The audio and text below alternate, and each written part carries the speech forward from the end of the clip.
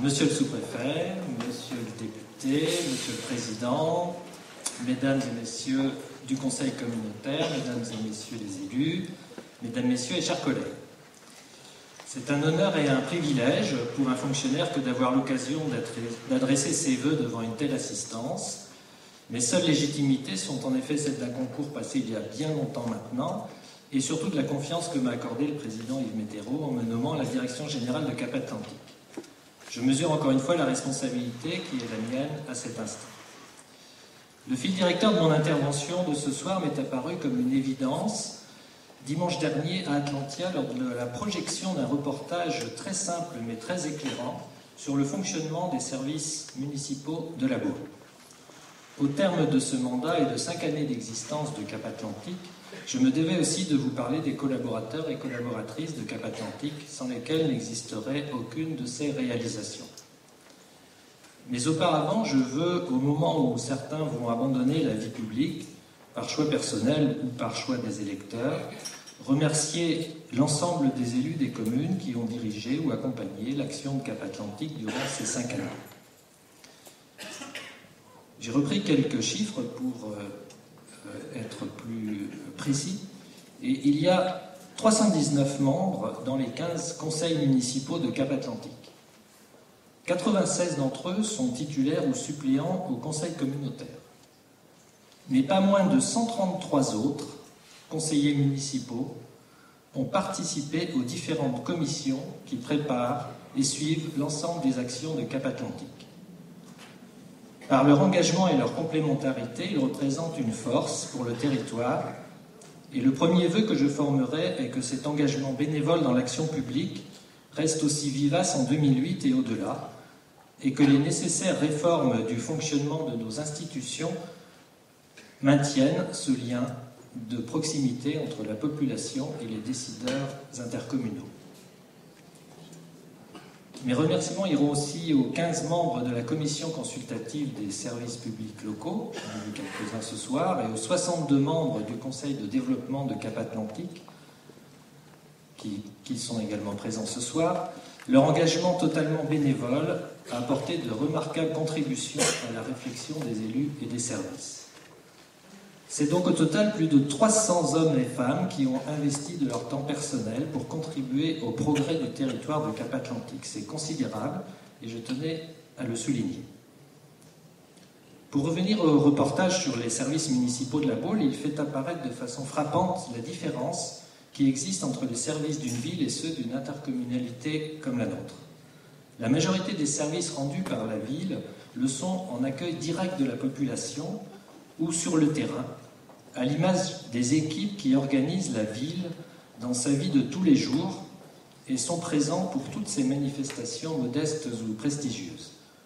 De son côté, Cap Atlantique, présente aussi sur le terrain, se situe quand même davantage dans l'organisation du territoire et la planification de travaux et services réalisés par des entreprises. Son action est donc aussi moins perceptible. Ce constat doit nous inciter à ne pas nous contenter de faire, mais aussi de le faire savoir. Une petite digression à ce sujet, j'ai été chargé de faire une petite annonce. La chance ne nous a pas souri en matière de communication, puisque le bulletin d'information de décembre Cap à suivre a malencontreusement été égaré 3 semaines dans une entreprise dont je ne vous dirai pas le nom pour ne pas l'accabler. Il a fort heureusement été retrouvé hier et sera distribué d'ici la fin du mois, donc je vous prie de nous excuser pour ce contretemps et ce décalage. Un sondage récent auprès des présidents d'intercommunalité leur faisait dire que la priorité de leur prochain mandat, s'ils étaient réélus à cette fonction, serait la mutualisation des services communaux et intercommunaux, dans le but d'améliorer le service public sans accroître les charges de fonctionnement. La différence que je viens de souligner, vraie pour les services de la Baule, mais vraie pour l'ensemble des services de toutes les communes de Cap Atlantique, chacun à leur échelle, est une opportunité pour construire de telles collaborations où chacun aurait sa place nécessaire au service de la population de Cap Atlantique avec 2 axes stratégiques. Le premier serait de ne pas créer de fonctions nouvelles à Cap-Atlantique ou en commune, sans s'être auparavant assuré qu'elles ne pouvaient être remplies par l'autre partenaire du tandem qu'a évoqué récemment le président Mitterrand. Le second axe serait de rechercher la meilleure mutualisation possible des fonctions support nécessaires à l'exercice des missions, qu'elles soient communales ou intercommunales. Cap-Atlantique a une petite longueur d'avance en ce domaine et mon second vœu sera plus l'affirmation d'une conviction. Forte des premières expériences de collaboration entreprises dans les domaines de l'informatique, des systèmes d'information géographique et d'autres encore, nombreux parmi les collaborateurs communaux et intercommunaux sont prêts à accompagner les futurs élus dans cette voie de la mise en commun de moyens pour être ensemble plus forts et plus efficaces au service d'une même population. En cette période où main, chapon et dinde sont passés à la casserole, je voudrais maintenant tordre le cou non à deux volatiles, mais à deux idées toutes faites qui ont la vie dure. La première est que l'administration ne serait pas capable d'évoluer, et la seconde que Cap-Atlantique serait une usine à gaz qui croîtrait de façon exponentielle et incontrôlée. Au 31 décembre 2007, Cap-Atlantique comptait 175 collaborateurs et collaboratrices permanents. Il y a 3 ans, au 31 décembre 2004, Cap-Atlantique comptait 174 permanents, soit très exactement un de plus. Si l'on se réfère au 31 décembre 2002, c'est-à-dire juste avant la création de Cap-Atlantique, l'effectif permanent a augmenté très précisément de 12 personnes par rapport à celui qui était présent dans les 3 intercommunalités, dans le service de collecte des déchets et le service informatique de la Baule, qui a rejoint Cap-Atlantique depuis, ainsi qu'au sein d'une entreprise qui réalisait la collecte des végétaux et la propreté des points d'apport volontaires. Tous services et prestations désormais assurés directement par Cap-Atlantique.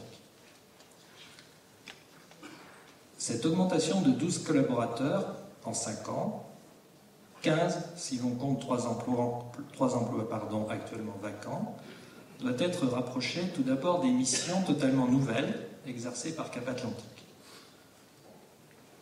Réalisation et entretien d'itinéraires de randonnée pédestres et cyclables, construction et exploitation de piscines, création de zones d'activité économique, action en faveur de l'habitat et du logement, soutien à l'agriculture, gestion globale de la qualité des eaux par bassin versant, schéma de cohérence territoriale, autorisation d'ouverture à l'urbanisation, coordination des contrats régionaux et départementaux de financement des investissements du territoire, communaux et intercommunaux, attribution de fonds de concours et dotations aux communes membres, solidarité territoriale au travers d'une fiscalité directe, interlocuteurs privilégiés de l'État et des conseils régionaux et généraux dans de nombreux domaines.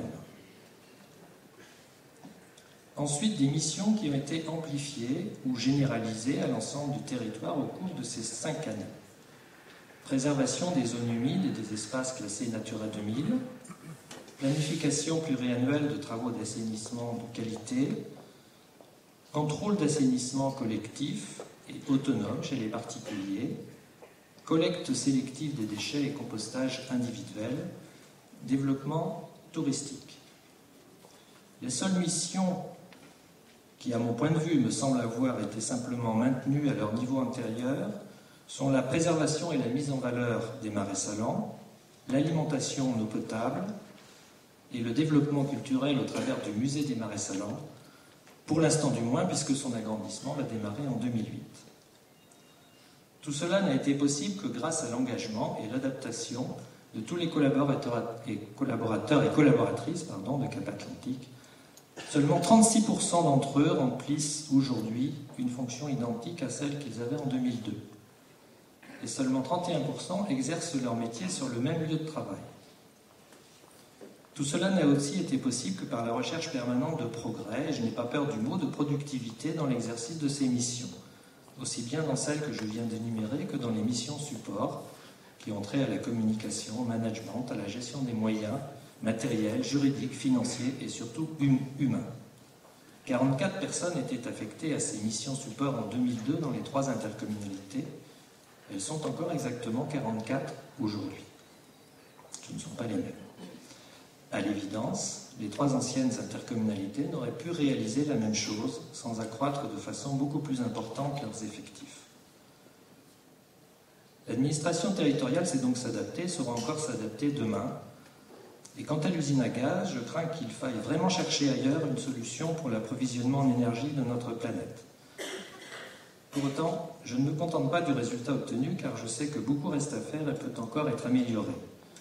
Je suis en tout cas très fier de représenter cette équipe ce soir et de vous présenter mes vœux en leur nom à tous. Pour conclure, je tiens à dire et redire que tout cela n'a pu se faire que parce qu'il existe un minimum et même un maximum d'entente. Entente entre collaborateurs, entre eux et avec leurs collègues communaux, entente entre collaborateurs et élus, et bien sûr et surtout entente entre élus au service de toute la population. Vous avez tous su vous entendre sous la présidence d'Yves Météreau. Je forme le vœu, mais je n'en doute pas un seul instant, que les futurs élus sauront susciter la même entente au cours du prochain mandat. Bonne année à tous et merci de votre attention.